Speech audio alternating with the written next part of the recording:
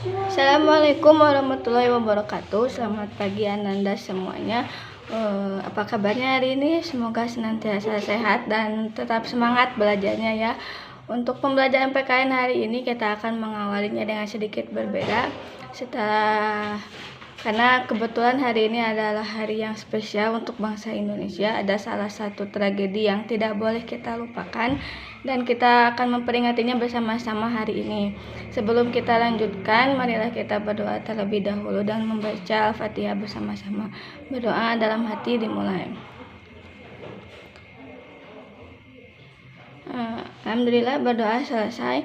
Untuk selanjutnya, Bunda harapkan tolong kalian menyanyikan lagu Mengheningkan Cipta dalam hati untuk memperingati arwah para pahlawan kita. Kemudian di akhir lagu setelah kalian menyanyikannya, sematkan doa untuk para pahlawan yang telah gugur, terutama untuk pahlawan revolusi yang gugur ketika peristiwa G30 SPKI.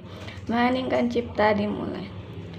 Dengar seluruh angkasa raya memuji pahlawan negara, nan gugur remaja diribaan bendera, bela nusa bangsa.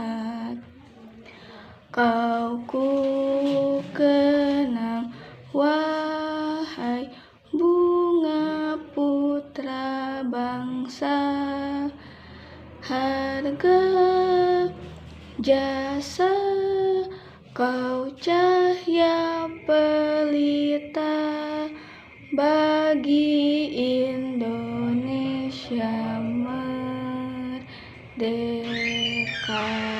Alhamdulillah, sekarang Bunda harapkan kalian menyematkan doa untuk arwah para pahlawan yang telah gugur. Berdoa dalam hati dimulai.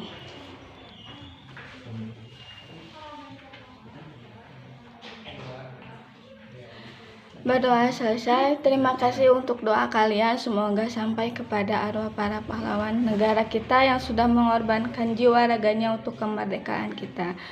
Nah, sejarah singkat G30 SPKI akan kita bahas bersama dulu. Pada tanggal 30 September malam, tepatnya tanggal 30 September 1965, terjadi penculikan kepada 7 jenderal oleh pasukan G30 SPKI yang dipimpin oleh DN Aidit. Peristiwa itu berlangsung sampai keesokan harinya, yaitu tanggal 1 Oktober 1965. Latar belakangnya, seperti yang kita tahu, pada saat itu Indonesia dipimpin oleh Insinyur Soekarno. Insinyur Soekarno itu mencetuskan sebuah ideologi baru yang bernama ideologi Nasakom. Nasakom itu adalah singkatan dari nasionalis, agama, dan komunis. Tujuannya sebenarnya Insinyur Soekarno ini ingin menyatukan ketiga paham mayoritas yang ada di Indonesia saat itu agar bisa membangun Indonesia bersama-sama. Namun kenyataannya terjadi sebaliknya dan tidak sesuai harapan. Pada saat itu komunis ingin menguasai Indonesia dan menggantikan Indonesia dengan ideologi Pancasila. Jika ada yang belum tahu apa itu ideologi komunis, komunis adalah ideologi yang tidak mempercayai adanya Tuhan.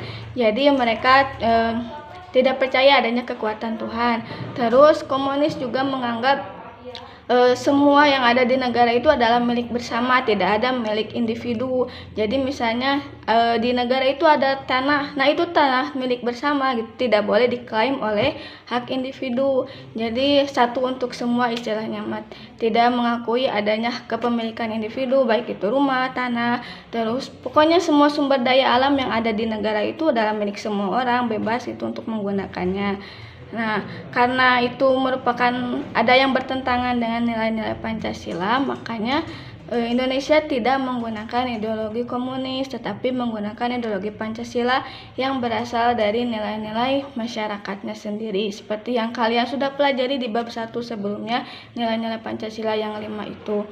Nah, oleh karena itulah ketika PKI ingin menguasai Indonesia, maka TNI mulai bergerak, TNI bersatu dan terjadilah peristiwa yang diisukan ingin menggulingkan kekuasaan Presiden Soekarno karena menganggap Presiden Soekarno itu bekerja sama dengan PKI gitu, memberikan tempat untuk PKI di bangsa Indonesia. Karena itulah ketika malam 30 September itu pasukan DN Aidit yang memimpin pertempuran menculik 7 jenderal, yaitu ada Ahmad Yani, Maijen R. Surapto, Maijen FT Haryono, Maijen S. Parman, Brigjen DI Panjaitan, Brigjen Sutoyo Siswodiharjo, dan Letor Pierre Andrian Tendean. Mereka diculik dan dibuang di lubang buaya. Mayatnya ditemukan di sana. Sejak peristiwa itu terjadi, masyarakat sangat mengancam dan menuntut Presiden Soekarno untuk membubarkan PKI. Pada saat itu Presiden Soeharto yang mengambil alih dan bertugas untuk memberantas sisa-sisa PKI, membebaskan Indonesia dari PKI.